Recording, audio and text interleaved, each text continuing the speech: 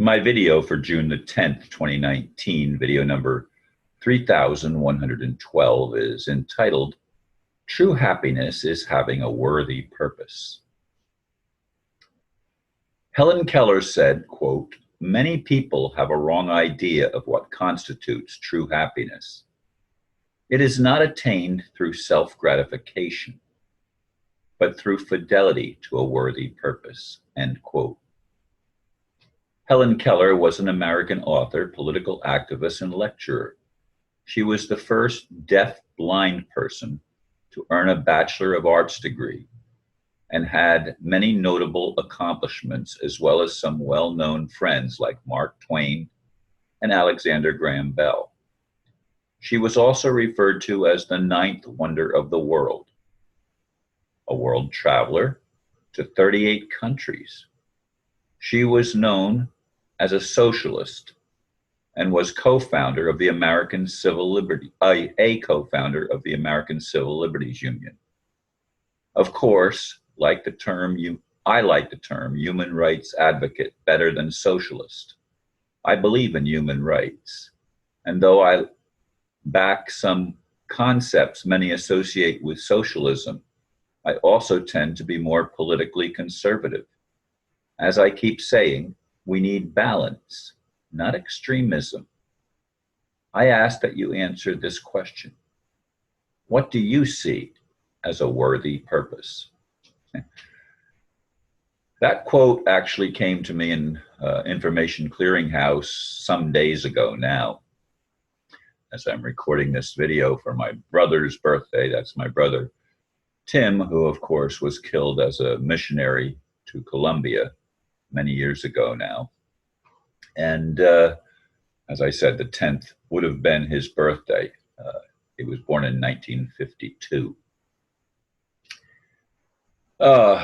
And Helen Keller's quote, I marked it down. I thought, I want to learn more about this lady. I knew that she was deaf and blind, and I knew a little bit about her, but I didn't know a lot of things. I went on a page called, mentalfloss.com, as an article on 10 things you may not know about Helen Keller.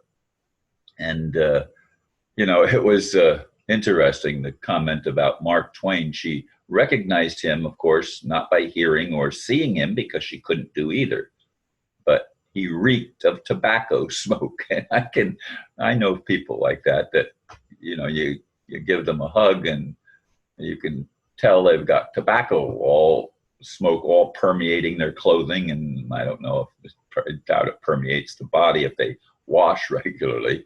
But in any case, I chuckled when I saw that was how she recognized Mark Twain. But she also knew Alexander Graham Bell, and I'm scrolling down on my third computer, and she was in love, it says, with her male secretary, and they never married. If I could see, I would marry first of all, but she couldn't see. Socialist Party, as I said, she was one of the co-founders of the American Civil Liberties Union. And she supported industrial workers' rights, women's rights, birth control, and she wrote essays about her socialist views and admiration of Vladimir Lenin.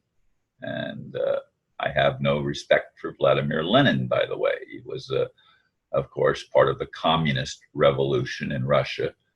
And hopefully Putin has turned a lot of that around, reopening and even rebuilding perhaps some of the churches in Russia, and restoring some level of spiritual awareness to a country that they tried to stamp out all religion, which that's the way that they looked at it.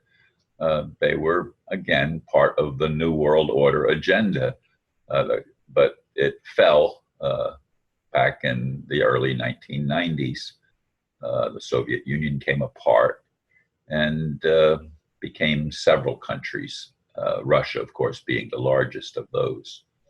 The eighth wonder of the world one again. She'd also often would participate in audience participation where they would ask questions, and she traveled from town to town and was billed as the brightest star of happiness and optimism and the eighth wonder of the world. Alabama even had is that a silver dollar, I think? It's a quarter. It was a quarter. And Alabama 1819 honored Helen Keller and even had her name in Braille as a spirit of courage in 2003. And she traveled to advocate for the disabled.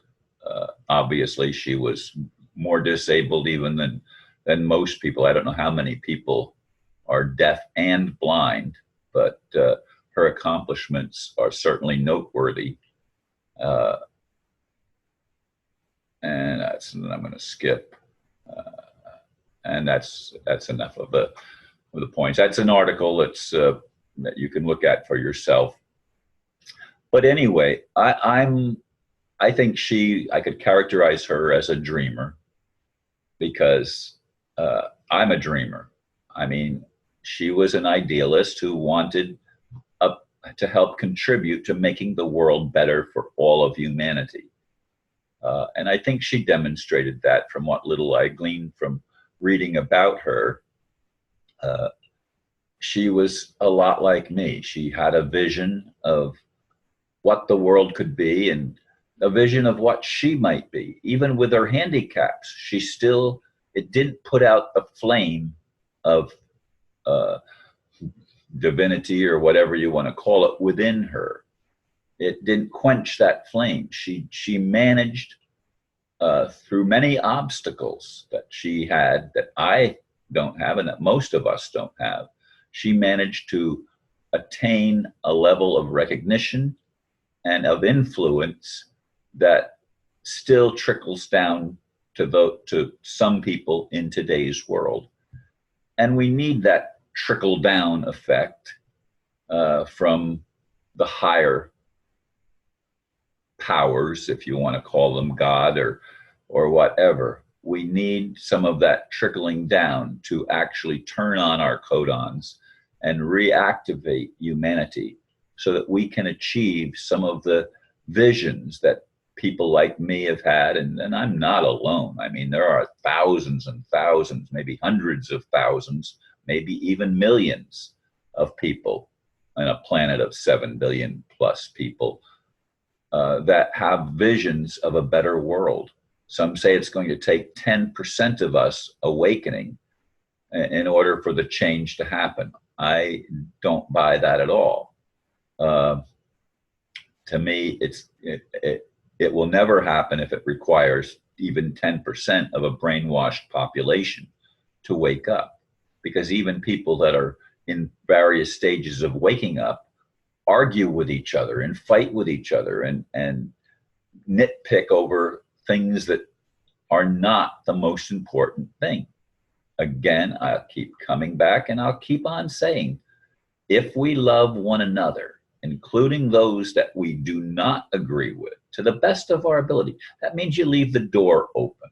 You leave the door open for change. You don't totally slam the door and walk away. You leave the door open so that people can reevaluate their position. And we all need to reevaluate the positions we've taken and ask the question, not is it right or wrong, but is it loving?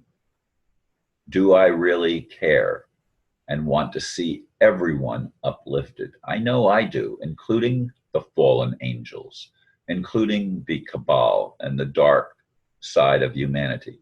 I'd like to see everyone uplifted, awakened, and able to love and achieve the highest each individual could achieve in their lifetime. Thank you, folks, for listening, and namaste.